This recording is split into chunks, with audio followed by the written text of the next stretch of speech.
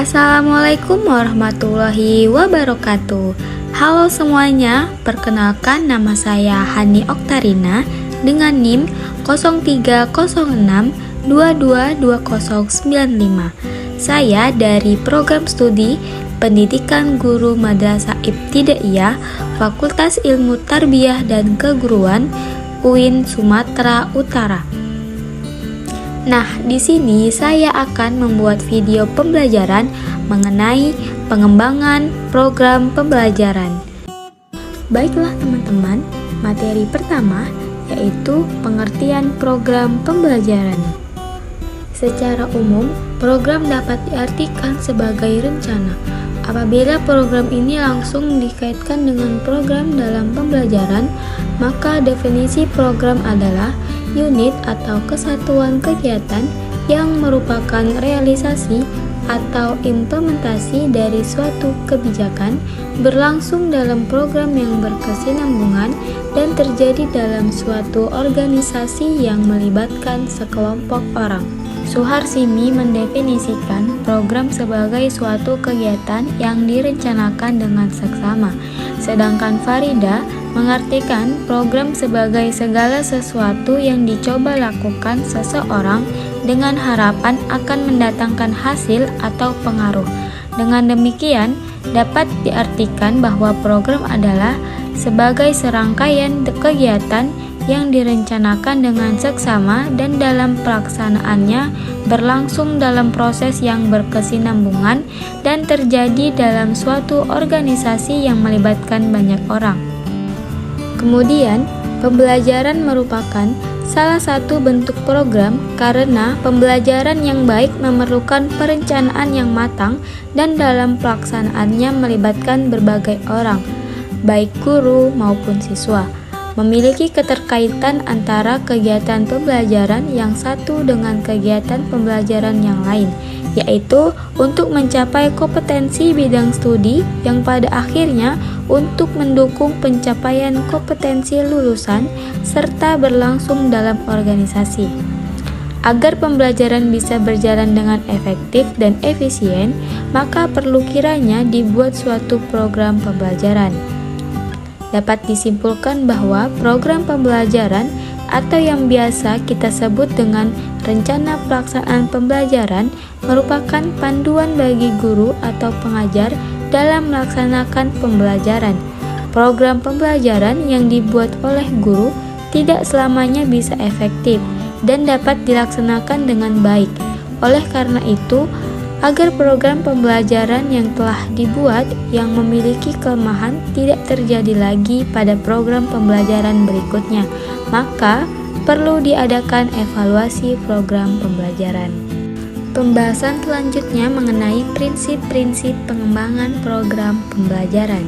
Prinsip-prinsip pembelajaran merupakan aspek kejiwaan yang perlu dipahami setiap pendidik selaku tenaga profesional yang memikul tanggung jawab besar dalam mencerdaskan anak bangsa. Prinsip-prinsip pembelajaran secara umum meliputi perhatian dan motivasi keaktifan, keterlibatan langsung, pengulangan, tantangan, perbedaan individu. Kesemuanya ini dapat berimplikasi terhadap pelaksanaan proses pembelajaran. Adapun prinsip-prinsip pembelajaran antara lain, yang pertama, lingkungan belajar. Lingkungan belajar yang dimaksud meliputi lingkungan fisik sekolah dan kelas di mana peserta didik menghabiskan waktunya dalam belajar di sekolah. Iklim belajar merujuk pada situasi dan kondisi yang dirasakan peserta didik saat belajar, relasi dan berinteraksi dengan peserta didik lain maupun gurunya. Prinsip ini mengharuskan guru memperhatikan kenyamanan dan keamanan para peserta didik di kelasnya. Fisik kelas perlu ditata dengan baik sesuai dengan kebutuhan pelajaran. Yang kedua, ada kurikulum yang berkualitas. Di dalam kurikulum yang berkualitas tentu saja harus memiliki tujuan yang jelas sehingga guru dapat tahu apa yang akan dituju di akhir pembelajaran. Di samping itu, fokus guru dalam mengajar adalah pada pengertian peserta didik, bukan pada apa materi yang dihafalkan mereka. Yang terpenting adalah pemahaman terhadap materi pelajaran yang ada di benak peserta didik sehingga dapat diterapkan dalam kehidupannya. Kurikulum juga seharusnya bersifat teaching up, yang artinya tidak ada satupun peserta didik yang tertinggal atau berhenti dalam pengajaran. Yang ketiga, ada asesmen berkelanjutan. Asesmen pertama yang dilakukan oleh guru adalah asesmen di awal pelajaran sebelum membahas suatu topik pelajaran. Fungsi dari asesmen awal adalah mengetahui sampai sejauh mana peserta didik memahami bahan atau materi pelajaran yang akan dipelajari dan juga mengukur sejauh mana kesiapan atau kedekatan peserta didik terhadap tujuan pembelajaran. Asesmen kedua yang perlu dilakukan adalah asesmen formatif, yaitu asesmen untuk mengetahui apakah masih ada materi yang belum jelas atau sulit dimengerti oleh para peserta didik. Yang keempat, kepemimpinan dan rutinitas di kelas. Guru yang baik adalah guru yang dapat mengelola kelasnya dengan baik. Kepemimpinan di sini diartikan bagaimana guru dapat memimpin peserta didiknya agar dapat mengikuti pembelajaran dengan situasi yang kondusif melalui kesepakatan kelas yang ditetapkan bersama. Sedangkan rutinitas di kelas mengacu pada keterampilan guru dalam mengelola atau mengatur kelasnya dengan baik melalui prosedur dan rutinitas di kelas yang dijalankan peserta didik setiap hari sehingga pembelajaran dapat berjalan dengan efektif dan efisien. Selanjutnya, metode pengembangan program pembelajaran. Adapun metode pengembangan program pembelajaran yang pertama adalah analisis kebutuhan. Analisis kebutuhan adalah langkah pertama dalam pengembangan program pembelajaran.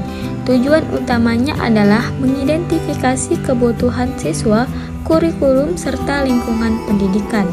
Adapun alat dan teknik untuk analisis kebutuhan yaitu ada wawancara, survei dan kuesioner, observasi dan tes diagnostik. Yang kedua, perancangan tujuan pembelajaran. Setelah kebutuhan siswa teridentifikasi, guru harus merancang tujuan pembelajaran yang jelas.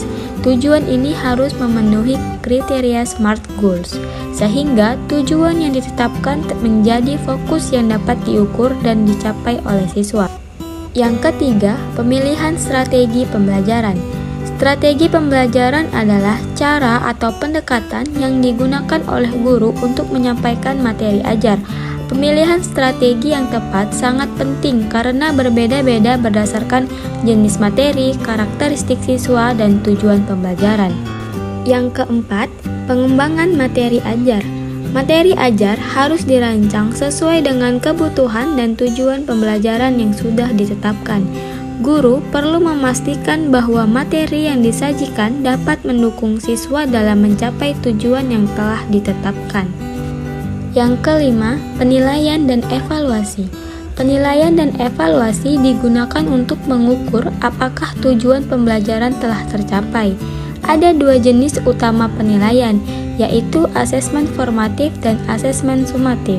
Selain itu, juga ada penilaian yang lain, yaitu observasi kelas, refleksi guru, serta umpan balik siswa. Penjelasan selanjutnya mengenai implementasi program pembelajaran. Implementasi program pembelajaran merupakan tahap kunci dalam mewujudkan tujuan pendidikan. Setiap program pembelajaran yang dirancang dengan baik membutuhkan eksekusi yang tepat agar tujuan yang diharapkan dapat tercapai. Berikut ini adalah langkah-langkah yang diperlukan dalam mengimplementasikan program pembelajaran secara efektif. Yang pertama, penyusunan silabus. Silabus adalah panduan umum dalam menyusun materi, metode, dan evaluasi pembelajaran yang berisi tujuan, kompetensi dasar, materi ajar, kegiatan pembelajaran, penilaian, alokasi waktu, dan sumber belajar. Yang kedua, pelaksanaan pembelajaran di kelas. Kesuksesan yang terjadi dalam proses pembelajaran ditentukan dengan strategi dan metode yang diterapkan oleh guru pada saat melakukan pengajaran dalam proses pembelajaran. Yang ketiga, penggunaan media pembelajaran. Kemampuan guru untuk memilih media yang sesuai akan sangat mempengaruhi pemahaman siswa terhadap materi yang diajarkan. Guru juga harus mampu mengintegrasikan media tersebut ke dalam metode pengajaran yang tepat, sehingga dapat memaksimalkan keterlibatan siswa dan mendukung berbagai gaya belajar. Yang keempat, evaluasi keberhasilan implementasi program. Evaluasi dalam pendidikan merupakan salah satu komponen yang tak kalah penting dengan proses pembelajaran. Evaluasi merupakan suatu proses untuk mengumpulkan, menganalisa, dan menginterpretasi informasi untuk mengetahui tingkat pencapaian tujuan pembelajaran oleh peserta didik. Nah, jadi itulah langkah-langkah yang diperlukan dalam mengimplementasikan program pembelajaran. Melalui perencanaan yang matang, interaksi aktif antar guru dan siswa, penggunaan media yang tepat, dan evaluasi yang dilakukan terus-menerus, program pembelajaran dapat diimplementasikan secara efektif untuk mencapai tujuan pendidikan. Nah, itu tadi penjelasan materi mengenai pengembangan program pembelajaran yang dapat saya sampaikan. Lebih dan kurangnya saya mohon maaf. Assalamualaikum warahmatullahi wabarakatuh.